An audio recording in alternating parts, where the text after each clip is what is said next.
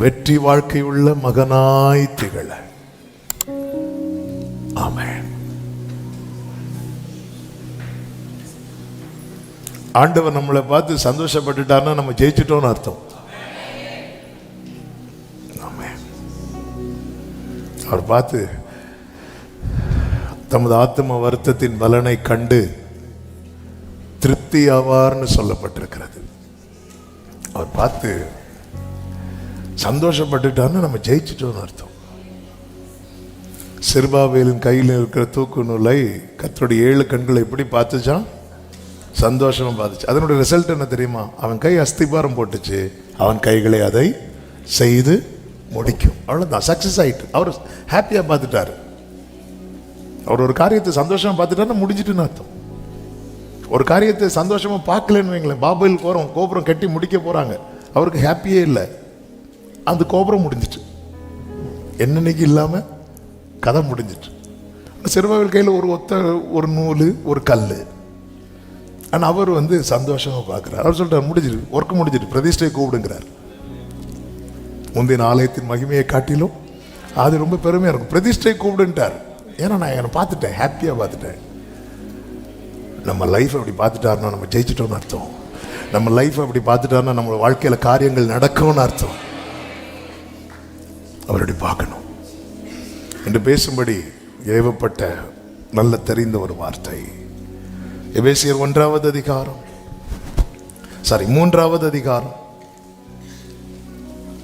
18-19 வசனங்கள்.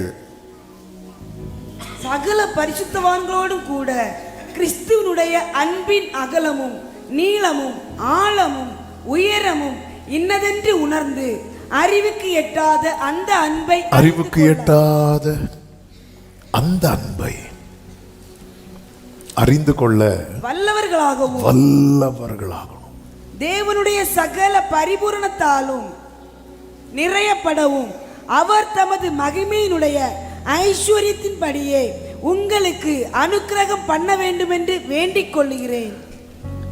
இந்த அறிவு கெட்டாத அன்பை அறியணும்னா பரலோக அனுக்கிரகம் நமக்கு தேவை. அறிவுக்கு எட்டாத அன்பு. இந்த அன்பை பத்தி பேசும்போது எங்க தொடங்கி எங்க முடிக்கணும்னே தெரியாது. ஆமே, இதை நம்ம அடிக்கடி நினைக்க வேண்டிய, தியானிக்க வேண்டிய. அதாவது பவுல் சொல்றாரு, இதுல நீங்க ரொம்ப எக்ஸ்பர்ட் ஆகணும் அப்படிங்கிறார். ஆமா, இதுல வல்லவர்களாகும்படிக்கு அறிவு கெட்டாத அந்த அன்பை அறிந்து கொள்வதில் வல்லவர்களாகணும். என்ன வல்லவர்கள்னா, சிலர் ஒரு டாபிக்ல ரொம்ப ஊறி இருப்பாங்க பாருங்க, அவங்கள எங்க தொட்டாலுமே அதான் வெளிவரும். கிறிஸ்துவின் அன்புல அப்படி ஊறி இருக்கணும். இந்த ஊறுகாக்கெல்லாம் நெல்லிக்காவை போட்டு உப்புல போட்டு வச்சிருப்பாங்கல்ல, பல நாள் கழிச்சு அதை எடுக்கும் போது விழுங்குறீங்கல்ல, அப்படி இருக்கணும். அந்த அறிவு கெட்டா நாளுக்கு நாள் ஆண்டவருடைய அன்பு. வேதம் சொல்லுகிறது 1 யோவான் 4:19 அவர் முந்தி நம்மிடத்தில் அன்பு கூர்ந்தபடியால் என்று சொல்லப்பட்டிருக்கிறது. இன்னைக்கு நமக்கு ரொம்ப டைம் இல்லை, ஆனால் சில காரியங்கள் கடந்த நாளில் ரொம்ப ஒரு பெரிய டிராவல் இருந்துச்சு. அதனால் அது ரொம்ப மெடிடேட் பண்ண வச்சார். அதில் சில காரியங்கள் நான் சொல்லி ஜெபிக்க விரும்புகிறேன். முந்தி அன்பு கூர்ந்தார்னா எப்போ? ஏதாவது சொல்லுங்க. முந்தினா முன்னாடி, பிந்தினா பின்னாடி. இப்படி ஒரு விளக்கம் நான் என் வாழ்க்கையில் கேட்டதே கிடையாது. நம்ம பிறக்கிறதுக்கு முன்னாடி, அப்புறம் முந்தி. எபேசியர் 1:4 சொல்லப்பட்டிருக்கிறது, அவர் உலக தோற்றத்திற்கு முன்னே கிறிஸ்துவுக்குள் நம்மை தெரிந்து கொண்டபடியே. கொஞ்சம் கவனிங்க. அதாவது உலகம் இந்த சூரியன் சந்திரன் இதெல்லாம் படைக்கிறதுக்கு முன்னாடியே அவருடைய ட்ரீம் தான் நம்ம, அவருடைய ட்ரீம். சிலர் வந்து இந்த அவங்களுக்கு வரவங்க எப்படி இருக்கணும்லாம் கனவு காண்பாங்க தெரியுமா? என் ஆண்டவருடைய விசேஷம், அவர் எதை ட்ரீமா பார்க்கிறாரோ அதை ரியலா கொண்டு வரவர். ஆமே. அவர் இந்த சூரியன் சந்திரன் இப்படி இதெல்லாம் அவர் ட்ரீம்ல கிடையாது. அவருடைய ட்ரீம்லயே அப்படி இப்படி ஒருத்தர் இருந்தா அப்படி இருக்கும். ஆமே. இப்படி ஒருத்தர் இருந்தா அப்படி இருக்கும். ஏனோக்கு தேவனோடு கூட இப்படி ஒருத்தர் என் கூட நடந்தா எப்படி இருக்கும். இது அவருடைய ட்ரீம். உலக தோற்றத்துக்கு முன்னே. ஆமே. ஹலோ, நீங்க அவருடைய ட்ரீம்ல உள்ளவங்க. இதை வந்து நம்மளை யாரு கனவு காணும்? நம்மளை கனவு கண்டாலே கெட்ட சொப்பனமா நினைக்கிற இந்த உலகத்துல நான் அவருடைய ட்ரீம், நான் அவருடைய ட்ரீம் பாய். ஆமென். அவருடைய பார்க்கிறார், அப்படி பார்த்துட்டு அவருடைய சாயல் அவரை போல. சி, பைபிள் என்ன சொல்லுது தெரியுமா? தேவன் அன்பாகவே, அந்த அன்பை காட்டுறதுக்கான பர்சன்ஸ் யாரும் இல்லை. தூதர்கள்லாம் பணிவிடையாவிகள். எவ்வளவுதான் லவ் பண்ண முடியும் அவங்கள? வான வருவான், போனா போவான், அவ்வளவுதான் தூதன். அவன்கிட்ட போய் எப்படி லவ்வ கொட்ட முடியும்? அந்த லவ்வ கொட்டுறதுக்கு ஒரு பர்சன் இந்த பூமியில இல்லாம இருக்கும் போது அவர் ட்ரீம் பார்க்க ஆரம்பிக்கிறார். அவருடைய ட்ரீம்ல யார் இருக்கிறானா? எதற்குமே உதவாத அப்படியே மண் எடுத்தார் பாருங்க, லவ் பண்றதுக்கு.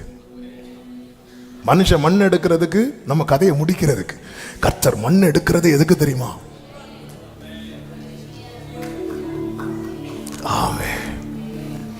குப்பையில் இருந்தே இயேசுவே உந்தன் கரத்தால் தூக்கி. ஆமே. உந்தனின் அன்பின் இந்த பாட்டுல இந்த லைன்லாம் பர்சனலா பாடும்போதே அழுதுவேன். உந்தனின் அன்பின் அடையாளமாகவே என்னை நீர் நிறுத்தினீர். அவர் நினைச்சிருந்த அந்த லவ் கேப்ரியல்ட்ட வச்சிருக்கலாம், ஏன் லூசிஃபர்ட்ட வச்சிருக்கலாம். அவனுக்கு இல்லாத அழகா, அவன்கிட்ட இல்லாத திறமையா, அவனை எவ்வளவு விசேஷித்தவனாய் கர்த்தர் உருவாக்கி வைத்திருந்தார். இல்ல, அந்த லவ் கொட்டுறதுக்கான பர்சனா அவங்க யாருமே இல்லை. அப்ப அவர் ட்ரீம், அவர் ஏன்னா தேவன், காட் இஸ் லவ்.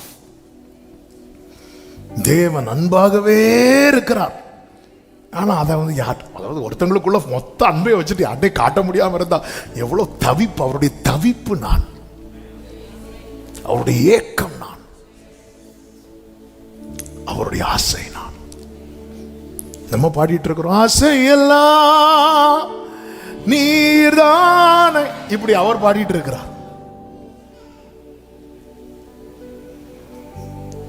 ஆண்டவர்கிட்ட மட்டும் அன்பு என்கிற ஒன்று இல்லாமல் இருந்திருந்தால் இந்த படைப்பே இருந்திருக்காது.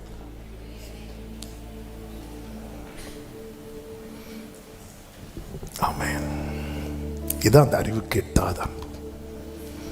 அதாவது என்ன ட்ரீம்ல பார்த்து லவ் பண்ண ஆரம்பிச்சிட்டார், ரியலா பார்த்தா. ஆமென். சிலர் பார்த்துங்களா, போட்டோ பார்த்தலாம் ஏமாந்து, போட்டோ பார்த்து ஏமாத்துட்டேன். இன்ஸ்டால, நீ இன்ஸ்டால பார்த்தாலும் சரி, இன்ஸ்டால்மெண்டா பார்த்தாலும் சரி, ஆமாம், மனித அன்பு ஏமாற்றத்தை கொடுக்கும். அவர் ட்ரீம்ல அப்படி பார்க்கிறார். ஆமென். ஒரு சிநேகிதனோடு பேசுவது போல கர்த்தர் மோசையோடு முகமுகமாய் இதெல்லாம் ட்ரீம்ல பார்க்கிறார். ஒருத்தரை நம்ம உருவாக்கி அவன் நம்ம கூட அப்படி ஃபேஸ் டு ஃபேஸ். தூதர்கள் அப்படி பேச முடியுமா? பேசுனாலும் பேச மாட்டாங்க, பேச முடியாது. அவருக்கு முன்னாடி ஆராதிக்கிறவங்க 6 செட்டைகள் எடுத்து தங்களை மூடிட்டு இருக்கும்போது ஒரு 80 வயசு தாத்தா வராரு, முகமுகமா பேசிட்டு இருக்கிறார். ஆமென். இதான் உலக தோற்றத்துக்கு முன்னே.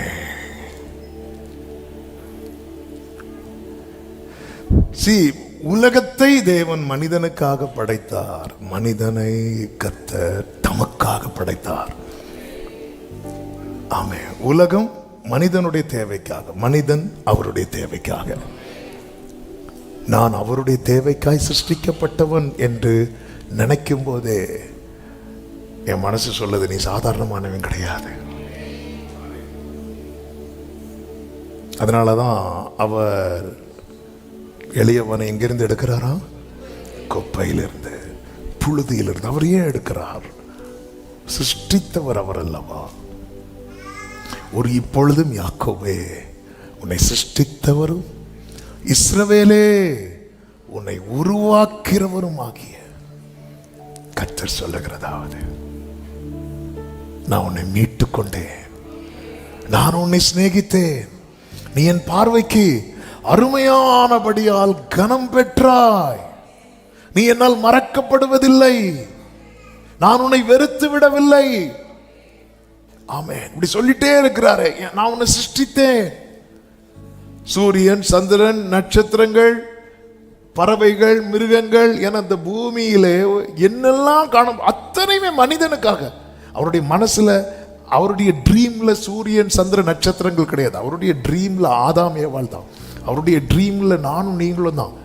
நமக்காக எல்லாத்தையும் படைச்சிட்டு அவருக்காக நம்மை படைத்திருக்கிறார். இந்த ஜனத்தை எனக்கென்று ஏற்படுத்தினேன். அதாவது தூதர்கள் எல்லாம் தேவனை புகழ்வது லவ்ல கிடையாது. தூதர்கள்லாம் தேவனை புகழ்வது அவர் தேவனாய் இருக்கிறபடியால். கர்த்தர் என்ன பண்றதுன்னா லவ்ல அவர் வர்ஷிப் பண்ணணும்னு அவர் விரும்புறார். அதனாலதான் நீங்க பழைய ஏற்பாட்டில் மீட்கப்பட்ட ஜனங்களுக்கு நீங்க சொன்னீங்க, பாத்தீங்க, நீங்க எல்லாம் தேவனாக கர்த்தரை எப்படி ஆராதிக்கணுமோ, முழு ஆத்மாவோடு, முழு மனதோடு, அன்பு கூர்ந்து அந்த லவ்ல, அந்த அன்புல நீ வர்ஷிப் பண்ணும்போது, அதனாலதான் அவர் மனிதர்களுடைய துதிகள்ல என்ன பண்றார்? வாசம் பண்றார். நம்ம பாடுவோம், இதோ மனுஷரின் மத்தியில் தேவாதி தேவன் வாசம் செய்கிறார். ஏன்னா அங்க என்ன இருக்கு தெரியுமா? அதுலதான் ஆண்டவர் சொல்வார், பிதாவை எப்படி தொழுது கொள்ளணும் தெரியுமா? ஆவியோடும் உண்மையோட அன்பு கூறுவேன்னு சொல்லும் போது அதை உண்மையா நீ சொல்லிப்பாரு, அதுல அவர் பிரியமா இருக்கிறார். ஆமென். என்னைக்குமே புரிஞ்சுக்கோங்க, நாம் படைக்கப்பட்டதே அவருக்காக. அதுக்கப்புறம் தான் நம்முடைய குடும்பம், நம்முடைய தலைமுறை, இதெல்லாம் அதுக்கு ரெண்டாவது. நான் என்னை தேவன் சிருஷ்டித்தது. இது ரட்சிக்கப்படாதவங்களுக்கு தெரியாது. ரட்சிக்கப்பட்ட தேவ பிள்ளைக்கு தெரியாம இருக்கக்கூடாது. இந்த உலக தோற்றத்துக்கு முன்னே பவுல்கிட்ட கேட்ட, பவுல் அந்த அந்த ஆழத்துக்குள்ள டிராவலாக தான் உள்ள போக தான் அதை அவர் புரிந்து கொள்ளுகிறார். முதல்ல என்ன சொல்லுவார் தெரியுமா? நான் தமஸ்குக்கு போகிற வழியில், அகரிப்பா ராஜா கிட்ட சொல்லும்போது சொல்லுவார், நான் தமஸ்குக்கு போகிற வழியில் கர்த்தரனை தெரிந்து கொண்டார். கலாத்தியருக்கு எழுதும்போது சொல்லுகிறார் 1:15, நான் தாயின் வயிற்றில் இருக்கிறது முதல் கர்த்தரனை பிரித்தெடுத்தார் என்று. இன்னும் அந்த அன்புக்குள்ள ஆழத்துல போகும்போது தான், தமஸ்குக்கு போற வழியிலே இல்லை, தாயின் வயிற்றில் இருக்கும் போதும் இல்ல, நான் அவருடைய ட்ரீம். உலக தோற்றத்துக்கு நான் அவருடைய ட்ரீம். கர்த்தர் என்ன பண்றார்? ஆதாம் ஏவாளை உருவாக்கினார். ஏதேன் என்னும் அழகான தோட்டம், அதுக்குள்ள ஆதாம் ஏவாளை வச்சார். வசனங்கள் எடுத்து வாசிக்க டைம் இல்லை, நான் அப்படியே மெடிடேட் பண்ணதை அப்படியே சொல்லிட்டு போயிடுறேன். இந்த அன்பை நீங்க புரிஞ்சுக்கணும். ஆமென். மனிதனை பிசாசானவன் என்ன பண்ணுகிறான் தெரியுமா? பாவத்தில் விழ வைக்கிறான். ஆதாம் இப்போ பாவம் செஞ்சாச்சு, ஏவாள் பாவம் செய்கிறா, ஆதாம் பாவம் செய்கிறான். ரெண்டு பேரும் பாவம் செஞ்சு தேவ மகிமை அற்றவர்களாய் நிற்கிறாங்க. இவங்க பாவம் செய்தது ஆண்டவருக்கு தெரியுமா தெரியாதா? அரைகுறைய பைபிள் படிக்கிற நமக்கே தெரியுது, கர்த்தருக்கு தெரியாதா? தெரிஞ்சு இறங்கி வந்தார் பார்த்தீங்களா? இதான் அன்பு. வெள்ளிக்கிழமை அதில் ஒரு வார்த்தையை லைட்டாக டச் பண்ணேன். ஆதாமுக்கு அவர்கிட்ட நெருங்க முடியல. ஏன்? ஆதாம்கிட்ட அன்பு இல்லை. கர்த்தருக்கு அவன்கிட்ட நெருங்க முடிந்தது, ஏன்னா கர்த்தர்கிட்ட அன்பு இருக்கு. உண்மையில் அவன் செஞ்ச காரியத்துக்கு யார் தான் தம்மை மறைத்திருக்கணும் தெரியுமா? கர்த்தர் தம்மை மறைத்திருக்கணும். ஆனால் கர்த்தர் தம்மை வெளிப்படுத்த ரெடியா இருக்கிறார். ஆதாம் தன்னை மறைத்து கொண்டான்.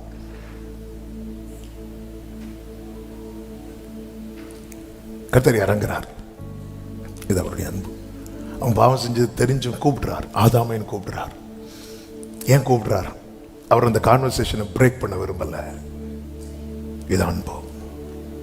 நம்ம தவறும் போதும் கர்த்தர் நம்மகிட்ட பேசுறாருன்னா அந்த உறவை அவர் முறிக்க விரும்பலைன்னு அர்த்தம். நம் தவறை நியாயப்படுத்துறாருன்னு அர்த்தம் கிடையாது. இந்த உறவை அவர் முறிக்க விரும்பல. பைபிள் ஒரு வசனம் இருக்கு பாருங்க, ரோமர் 5வது அதிகாரம் அதனுடைய 8வது வசனத்துல, நாம் பாவிகளாயிருக்கையில் கிறிஸ்து நமக்காக மரித்ததினாலே தேவன் நம்மேல் வைத்த தமது அன்பை, நம் பாவிகளாயிருக்கையில் தேவன் தமது அன்பை விளங்க பண்ணுகிறார். நாம் பாவிகளாய் இருக்கையில் தேவன் தமது அன்பை விளங்க பண்ணுகிறார். அதாவது நான் தப்பு பண்ணும் போதும் தேவன் தமது அன்பை விளங்க பண்ணுகிறார் என்று சொல்லும் போது எனக்கு இதுக்கு மேல பனிஷ்மெண்ட் வேற கிடையாது. அதன் அர்த்தம் நீ என்ன பண்ணாலும் நான் உன்னை நேசிப்பேன்னு அர்த்தம் கிடையாது. நீ தப்பு பண்ணும் போதும் நான் உன்னை நேசிக்கிறேன்னா நான் உன்னை எப்படி வச்சிருக்கிறேன் நீ பாரு. நீ இப்படி பார்த்துட்டேன்னா நீ என்ன பண்ண மாட்ட? ஆதாமே, நீ எல்லாத்தையும் பார்த்த, பழத்தை பார்த்த, 4 நதியை பார்த்த, நான் உன் மேல வச்ச அன்படி பார்த்துருந்தேன்னா நான் விளக்குனதை நீயும் சீப்போன்னு விட்டுருப்பிய. ஆதாமே, நம்ம எல்லாத்தையும் பார்க்கிறோம், அவர் நம்ம மேல் வைத்த அன்பை மட்டும் பார்க்க மாட்டேங்கிறோம். அந்த அன்பை பார்க்காம வேற எல்லாத்த பார்த்தாலும் ஆதாமா இருந்தாலும் விழுவான், யாரா இருந்தாலும் விழுவோம். இன்னைக்கு நம்ம வீழ்ச்சிக்கான காரணம் என்ன தெரியுமா? அந்த அறிவு கெட்டாத அன்பை நாம் இன்னும் அறிந்து கொள்ளாததே. ஏதேன்ல வேற தப்பு பண்றதுக்கு சான்ஸே கிடையாதுங்க, சான்ஸே கிடையாது. யூடியூபும் கிடையாது, ஒரு டியூபும் கிடையாது, ஒரு சான்ஸ் இல்லை. அவன் லைஃப்லயே பண்ண பெரிய மிஸ்டேக் என்ன தெரியுமா? அந்த நதி பாயறத பார்த்தான், அவருடைய அன்பு பாயறத பார்க்கல. அவர் வருவார். நம் பாவிகளாய் இருக்கையில் தேவன் நம்மேல் வைத்த அன்பை விளங்க பண்ணுகிறார். ஆமென். இந்த ஒரு வசனமே நம்மளை கொஞ்சம் யோசனை பண்ணி தப்பு பண்ணும்போது எப்படிங்க இருக்கும்? அவர் ஐ லவ் யூ அப்படி சொல்லும் போது இப்ப கர்த்தர் இறங்கி வரார். அவர் இறங்கி வந்திருக்கவே கூடாது, ஆனா இறங்கி வரார். இறங்கி வந்தார். இறங்கி வந்து என்ன பண்ணார் தெரியும்ல? ஆதாமேன்னு கூப்பிடுறார். வராங்க, விசாரிக்கிறார். நான் புசிக்க கூடாதுன்னு சொன்ன கனியை நீ புசிச்சியான்னு கேட்கிறார். எல்லாமே தெரியும்.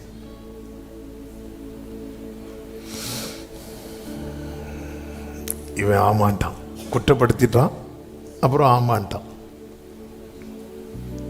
அவனை தள்ளுறார்.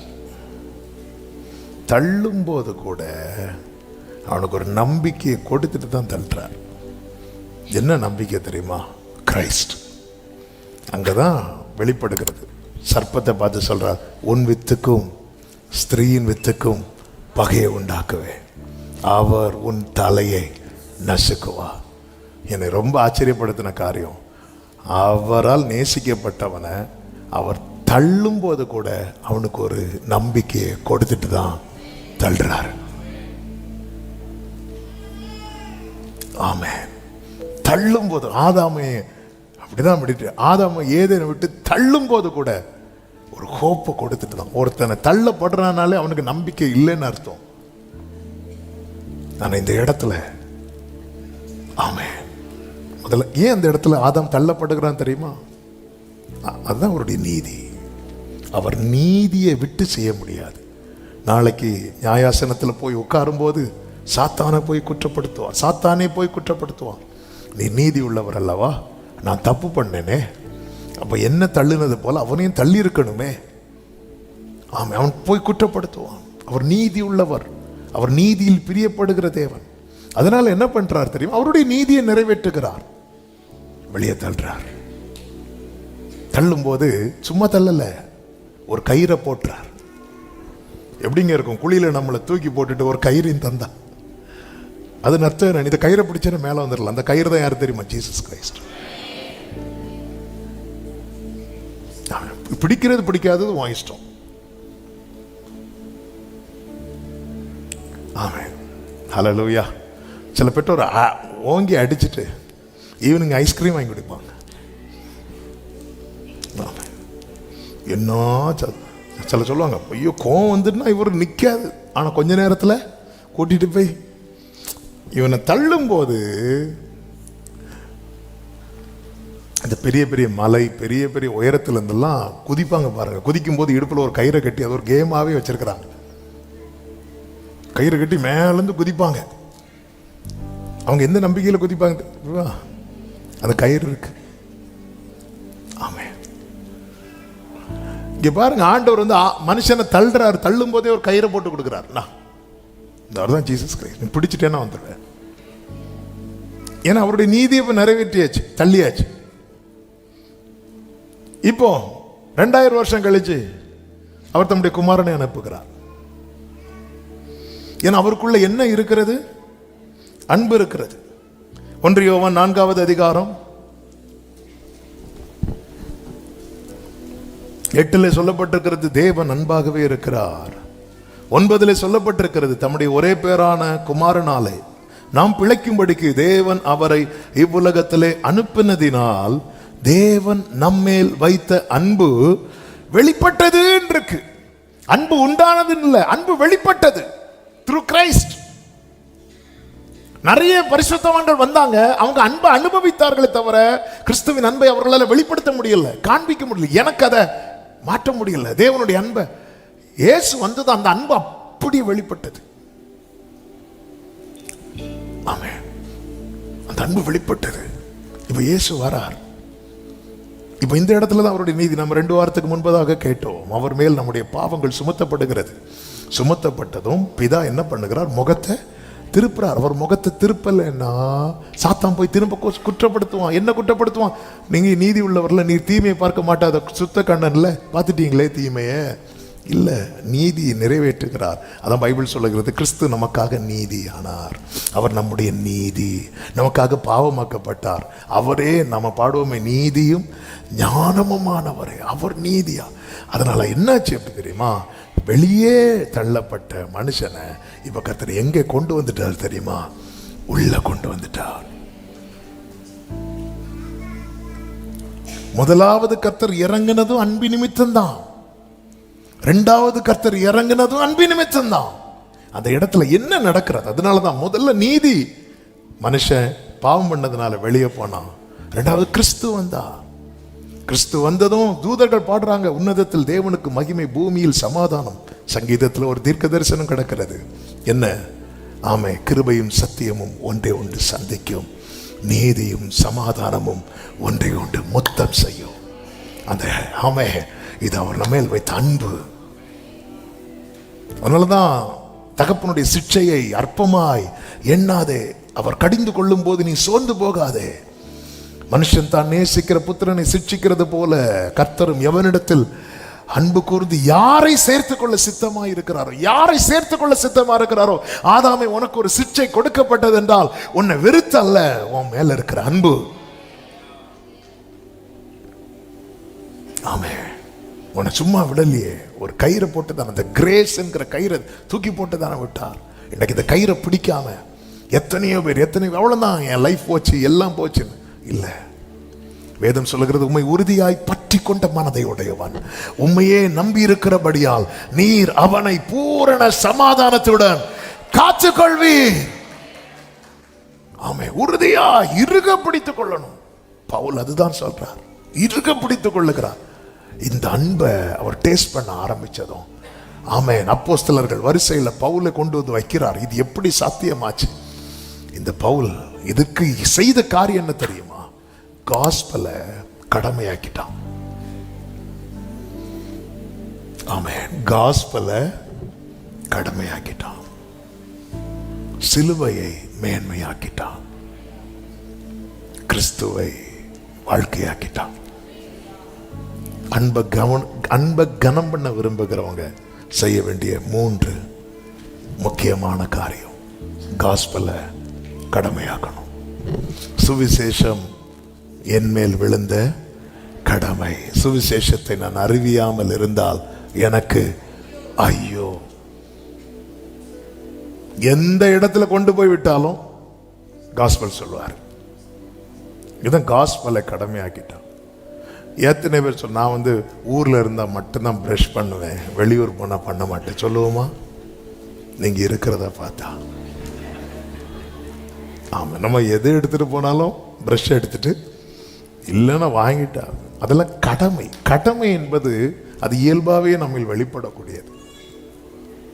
பவுல் பாருங்க, அது என் மேல விழுந்த கடமை. எங்கெல்லாம் போய் சொல்றாரு தெரியுமா? சர்ச்சில் சொல்றாரு, ஜெயிலில் சொல்றாரு, எங்க கொண்டு விட்டாலும் சொல்லுவார். அதான் கடமை. காஸ்பல்ல கடமை ஆக்கிட்டான், சிலுவையை மேன்மையாக்கிட்டான். நான் அவருடனே கூட சிலுவையில் அறையப்பட்டேன். நான் அல்ல, இயேசுவே என்னில் வாழ்கிறார். நான் அல்ல, கிறிஸ்துவ ஜீவனாக்கிட்டான், கிறிஸ்துவ லைஃப் ஆக்கிட்டான். கிறிஸ்து எனக்கு ஜீவன். ஏன் பவுலே இப்படி பண்றீங்க கேட்டா சொல்லுவார், கிறிஸ்துவின் அன்பு எங்களை நெருக்கி ஏவது.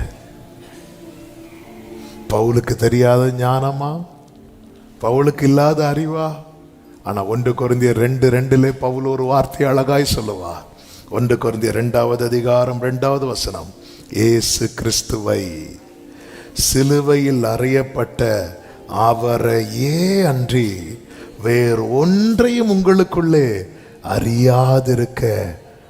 உங்களுக்கு வேற ஒன்றும் தெரிய வேண்டாம், அவரை மட்டும் தெரிஞ்சா போதும். பவுல் அப்படி தன்னை மாற்றிக்கொண்டான். எனக்கு இருக்கிற ஞானம் இல்லை, எல்லாம் குப்பை, எனக்கு வேற ஒண்ணுமே தெரிய வேண்டாம் ஆண்டவரே, எனக்கு உங்களை மட்டும் தெரிஞ்சா போதும். தன்னோடு இருக்கிறவர்களை அப்படி ட்ரெயின் பண்றார். என்ன இவர் வாயை திறந்தாலே இயேசு இயேசுன்னு பேசிட்டு இருக்கிறார், சிலுவைன்னு பேசிட்டு இருக்கிறார். ஏய், எனக்கும் தெரியும், கிரேக்கர்கள் அறிவை தேடுறாங்க, எனக்கும் சொல்ல தெரியும். அது வேண்டாம். அது தெரிஞ்சு எதுக்கு? தெரிஞ்சு என்னத்துக்கு? ஆமென். நம்மளாம் நமக்கு என்ன தெரியுமா தெரியணும்? அந்த முத்திரை வாங்கலைன்னா எப்படி கொல்லுவோம்? முத்திரை எந்த முத்திரை?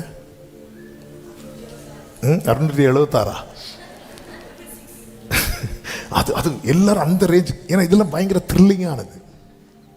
ஆண்டவர் சொல்றாரு, இங்க பாரு, நீ கிறிஸ்துவுடனே கூட சிலுவையில் அறையப்படு. ஐயோ, சிலுவை சிலுவை சிலுவை சிலுவை. வேற ஏதாவது த்ரில்லிங்கா? அந்த 1000 வருஷ அரசாட்சியில் எப்படி இருக்கும்? முதல்ல வருகையில போகுமா? ஹல்லேலூயா. ஆமென். இன்னைக்கு கடைசியாக சகோதரரே, கற்புள்ளவைகள் அவைகளோ, உண்மையுள்ளவைகளோ, ஒழுக்கமுள்ளவைகள் அவைகளோ, அவைகளையே கடைசியாக. இதுதான் சபைக்கு சொல்றது. சரி, அவர் வரும்போது நான் போயிடணும். நீதியும் சமாதானமும், அதாவது குத்தப்பட வேண்டிய இடத்துல முத்தப்பட்டவன் தான் நான். ஆமென். அவர் குத்த வந்தார்னு பார்த்தா முத்த வந்தார் ஆண்டவரே. ஆமென். எவ்வளவு நல்ல தேவன். நான் என்ன பண்ணணும் அப்படின்னா, அந்த என்ன ஏவுறது எதுவா இருக்கணும் தெரியுமா? கிறிஸ்துவின் அன்பு. கிறிஸ்துவின் அன்பு ஒருவனை ஏவினால் காஸ்பல் அவனுடைய வாழ்க்கை, அவனுடைய லைஃப் ஸ்டைலாய் மாறிடும். சிலுவை அவனுக்கு மேன்மையாய் தெரியும், கிறிஸ்துவே அவனுக்கு வாழ்வாய் தெரியும்.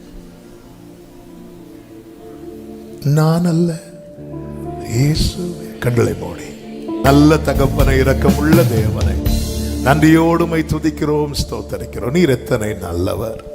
எங்க மேல நீங்க வச்ச அன்பை அதை சொல்லி தீராத ஆண்டவரே. அப்பா, எவ்வளவு வர்ணித்தாலும் போதாதப்பா. நாங்கள் பாவிகளாய் இருக்கையில் எங்க மேல நீங்க அன்பை விளங்க பண்ணினீங்க. ஆக்கினை விளங்க பண்ண வேண்டிய நபர்கள் நாங்கள் அன்பை விளங்க பண்ணினீர். எங்களுக்காக இறங்கி வந்தீர். இந்த அன்பு கருணையாய் மாறினது, கிருபையாய் மாறினது, இரக்கமாய் மாறினது, காருண்யமாய் மாறினது. ஆண்டவரே, எங்க மேல நீங்க வச்ச அன்பு பெருசு. இந்த அன்பு எங்களை நெருக்கியே விட்டோம். சுவிசேஷத்தை எங்கள் கடமையாகும், சிலுவை எங்கள் மேன்மையாகவும் கிறிஸ்துவே உண்மையே எங்கள் ஜீவனாகவும் வைத்து வாழ எங்களுக்கு உதவி செய்ய ஒவ்வொருவரை ஆட்கொண்டு ஆசீர்வதித்து அப்படியே நடத்தும். எங்களிலிருந்து வேதம் வெளிப்படட்டும். கர்த்தருடைய வசனம் பிரசித்தமாகட்டும். அதற்கு ஏற்றாற் போல எங்களை மாற்றுவீராக. எல்லா மகிமை உமக்கே செலுத்துகிறோம் இரட்சகர் இயேசுவின் நாமத்தில் பிதாவே, ஆமென். என் ஆத்துமாவே கர்த்தரை ஸ்தோத்திரி, முழு உள்ளமே அவருடைய பரிசுத்த நாமத்தை ஸ்தோத்திரி. என் ஆத்துமாவே கர்த்தரை ஸ்தோத்திரி, கர்த்தர் செய்த சகல உபகாரங்களை மறவாதே. ஆமென். ஹல்லேலூயா. God bless you. கர்த்தர் உங்களை ஆசீர்வதிப்பாராக.